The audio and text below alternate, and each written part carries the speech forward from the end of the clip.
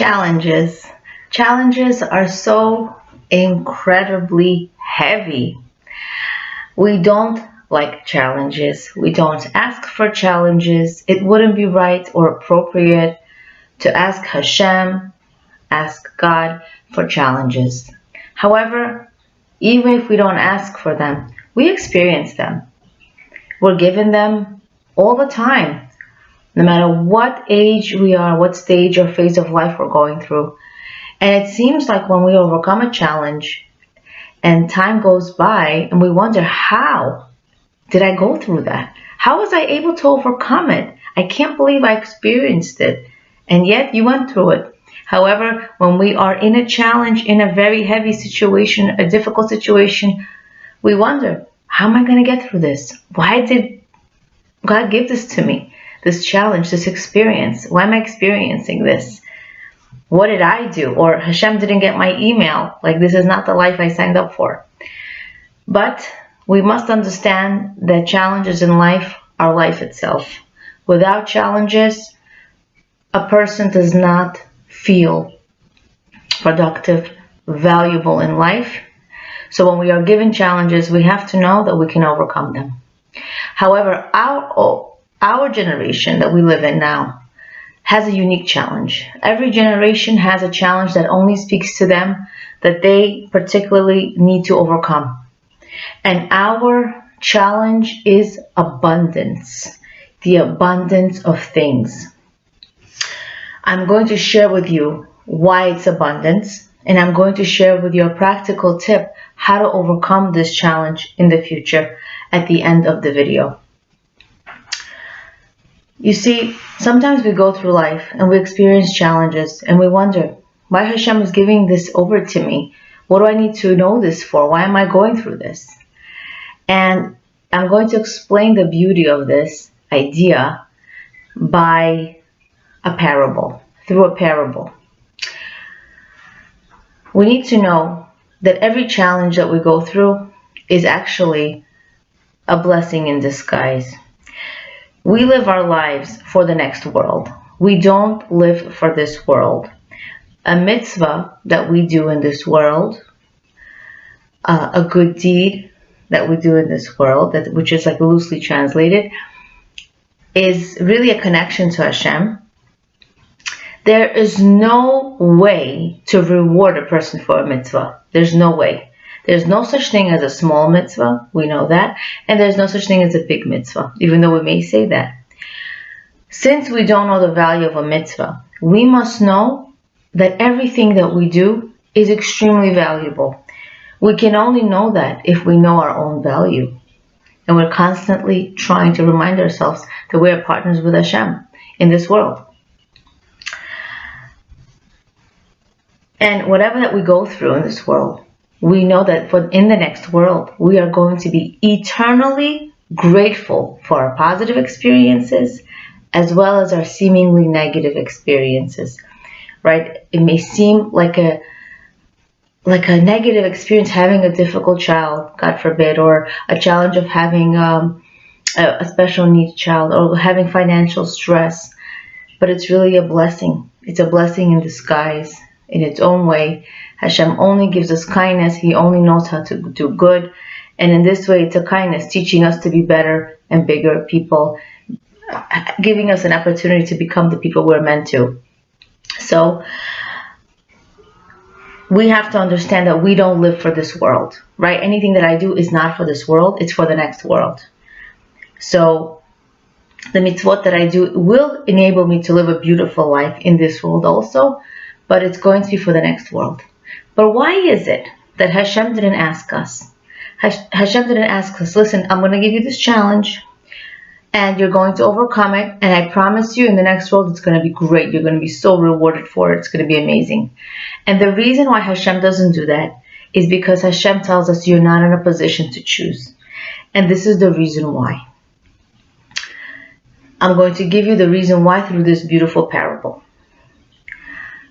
There's a 60-year-old woman. Let's name her Sarah. These are all this is just a fake story, fake names. 60-year-old woman. And she has never seen a day in her life. She is blind. Born blind. And there comes a time where the doctor tells her, listen, we are able to do a surgery on you, on your eyes. You'll be able to see. However, I'm just letting you know that this surgery is very tedious. It's very difficult, time consuming, and the recovery is extremely challenging. It's going to take you 1 year to recover from the surgery. And I promise you, it's going to be good. You're going to be able to see a beautiful world, and I promise you, it's so worth the wait. And it's so worth the struggle of overcoming this surgery, recovering from it. So she says, okay, I'll think about it. She thinks about it. She goes home to her family, and she tells her family that she has made a decision. Sarah tells her family, why do I need to change my life? I have it so good here. I have a PhD. I'm successful in life. I had a PhD, went to school using Braille, right? I'm a good person. I have amazing family, loving friends, caring people in my life. I have a good life. I have hobbies and interests, and I'm making it through. I'm really having it really good, and I'm living a great life. I'm happy. And in this circumstance, her family replies to her that you're not in a position to make that decision. And she asks, what do you mean? Because you don't know how good it is to see. You don't know what sight is. You have no idea. And this is a parable to teach us that we have no idea how the next world will be. We are promised that there will be a next world, that all our challenges are really for us to become bigger and better people here. So Hashem didn't ask you, oh, here's a challenge for you. Here's this type of challenge and difficulty. You're not going to sign up for it because we don't like challenges. So Hashem gives them to us because He knows how great we can be. He knows us better than we know ourselves, and He loves us better than we can ever love ourselves. So He knows what we're capable of. So that's why He didn't ask us, would you like this challenge? We'd probably all say, I'm good. I'm a good person. I won't kill anyone. I won't do serious sins. I'm a giving person. I'm a caring person. Please just let me be. Let me live my life and let me live my good life. I'm not a bad person, and I won't do anything horrific and tragic and terrible. I'm a good person. I want to live my life as is. Hashem says, you're bigger than that. You're more than that. You're here in this world for a reason. And He gives us challenges so we could climb up over those challenges closer to Him. So it's important for us to know that. And it's important for us to know that we are all incredibly precious to Hashem. I can't do your job in this world, and you can't do mine. One day we will be eternally grateful for all that we have experienced in our lives. And these include things that obviously felt good and not good, right? Who likes to suffer? Who likes to get stressed? Hashem knows that you and I are so special. And just because He needs me, He also needs you. And just because He needs you, He also still needs me. So just through mitzvot, the way we do mitzvot, we can say, oh, I bench, you bench. I light Shabbos candles, you light Shabbos candles, right? We dress appropriately, or we eat kosher. Okay, my mitzvah is just like your mitzvah. That's not true. We color the world with our personal mitzvot in our own way. And it's really beautiful and important for us to know. Hashem can do anything, anytime, for anyone. However, He created a system in this world where only He can do things by us partnering with Him as people and enabling Him to do it. If I do more mitzvot, He showers down mitzvot in this world. He showers down people being successful, children having a recovery, people being happy, financial abundance. These are blessings, but they can't come because Hashem just decides to make it happen. We enable Him to do it through mitzvot. So if we do not know our worth and how important we are in holding this world up, We will not be bad people. We will not all of a sudden decide to eat not kosher. We will not all of a sudden decide to make crazy sins or bad sins, or not keep Shabbat, or not light Shabbat candles. It's not going to be like that. But what we will do is something that the Yetzer Hara, the evil inclination, wants us to do, and that is to go on automatic pilot, cruise control, meaning we live our life as though we're a robot. We say blessings without thinking. We dress modestly without the intention for modesty. Or we make blessings on things. After we use the restroom, we make a blessing. Thank you, Hashem, for all the things that work in my body well, all in sync, in one, so I can be a healthy person. That's just a loose translation of the blessing. But if we do it without kavana, without concentration and intent, it just becomes a robotic movement, robotic saying, and we're on pilot cruise control. So who is a businessman? A businessman who's successful. A businessman who's invested in his business, invests time, energy, money, day and night for the success of his business. We need to be invested with all our thoughts, energy, time, money, with how much we have, to do his mitzvot beautifully, in order to partner up with Hashem to make this world a beautiful place to live, the world He meant for it to be, the world He created it to be. So I can do the same mitzvot as you, but I'm coloring it differently. So what does it mean? When we say shahakol, the blessing, when we say on, for example, water, certain foods including water, and we say shahakol, hakol means everything. My everything is different than your everything. So when I'm making a blessing on water, and I'm keeping in mind everything that you made possible, Hashem, in my life, whether I have it or I don't, everything in my life is possible because of you. And my life is different than your life. So the way I color the mitzvot of shahakol is different than the way you would color it, because your life is different. So this is the way we can color the world with mitzvot differently. And I can't do it the way you can, and vice versa. Okay.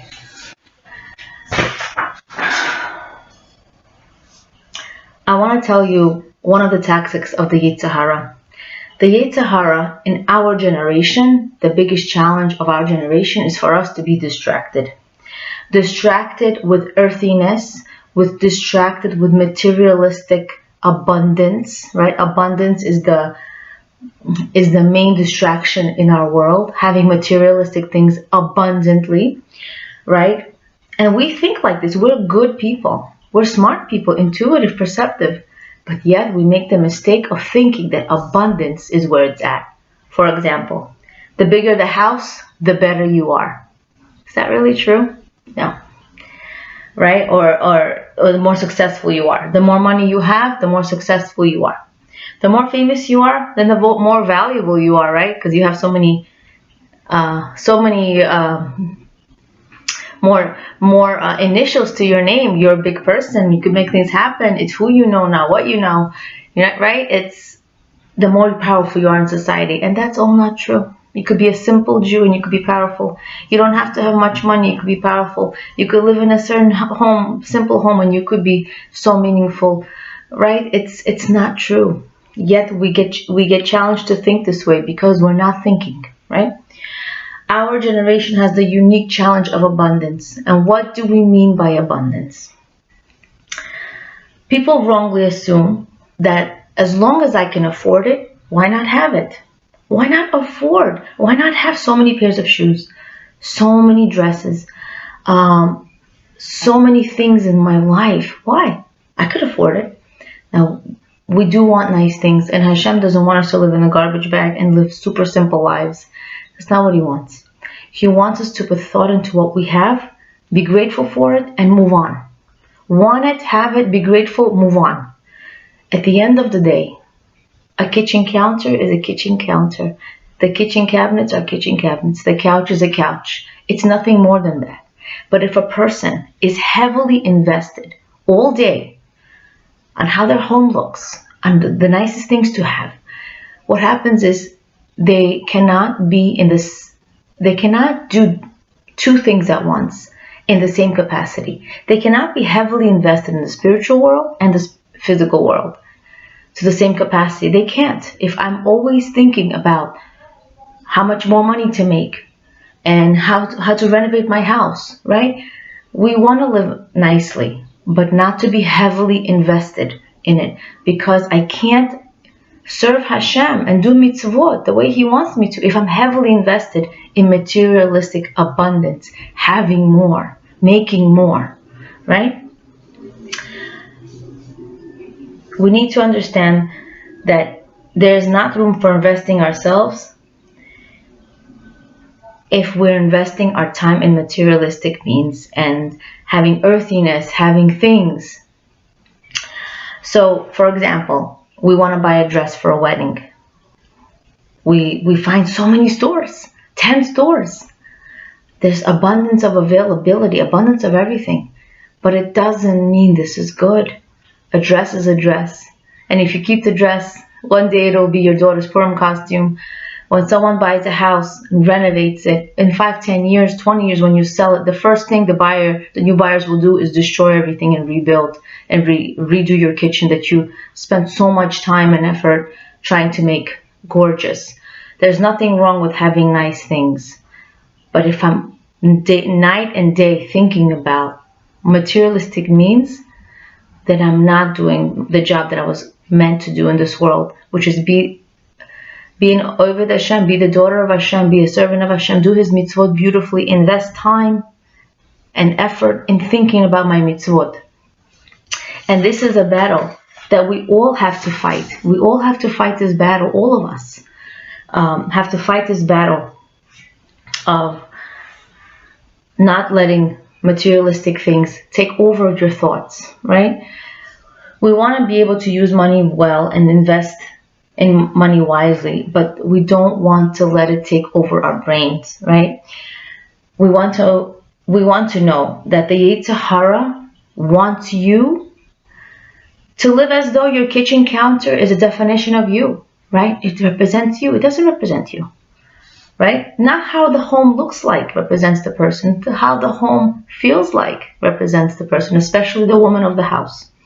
Right? A person can have many homes, many houses. There's a saying, a person can have many houses, but there's only one home, right? The home that you live in with your family. You can afford maybe to buy and sell many homes and invest, but really the home is how it feels like, and that's what matters. The Yetzer Hara wants you to feel as though all the abundance actually defines you.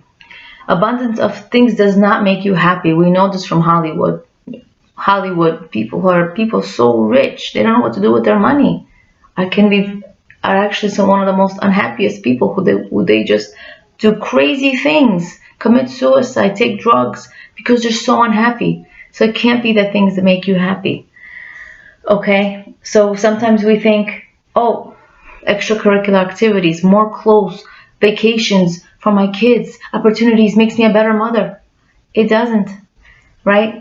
It's the time, the love that any mother can give makes her a great mother, right? Her prayers. It's so important for us to know that things are just things, and for us not to get lost in the abundance and availability of things. So a practical tip I will share with you soon involves gratitude. Before I share it with you, I want to tell you a personal experience that I had with someone who sold their house. They sold their house to new people, and they shared that they found out that these new owners destroyed their bathroom. The bathroom that they actually recently spent time and money on renovating, and they destroyed the bathroom. And they said they don't even deserve this house. First of all, the house wasn't really much renovated, but the fact that they destroyed something that they spent time and money on, it hurt them, even though they're not living in that house and live in a better house. So it's important for us to know not to get lost in materialistic means. Okay, the practical tip that I'll tell you is that before you throw something out, Be grateful that you had it. One day you were excited about it. One day you were grateful to use it. It was new, fresh. It was exciting to use. So we can have nice things. Just make sure you're grateful that you had it one day. And use the other thing also with gratitude, with good intention to serve Hashem. So when you throw something out, you can say, thank you, Hashem, for giving me the resources to afford this item. Thank you, Hashem, for giving me the experience of using this item when it was new. And thank you, Hashem, for the experience of using this item and enjoying this item for this much time. Hopefully we'll be able to live with gratitude and control the Yetzer Hara who's trying to tell us we need to live in abundance. Appreciating the insights of Rebbetzin Esther Baylor Schwartz, Leah Abramov, Being and Becoming, awakening awareness of your greatness and potential.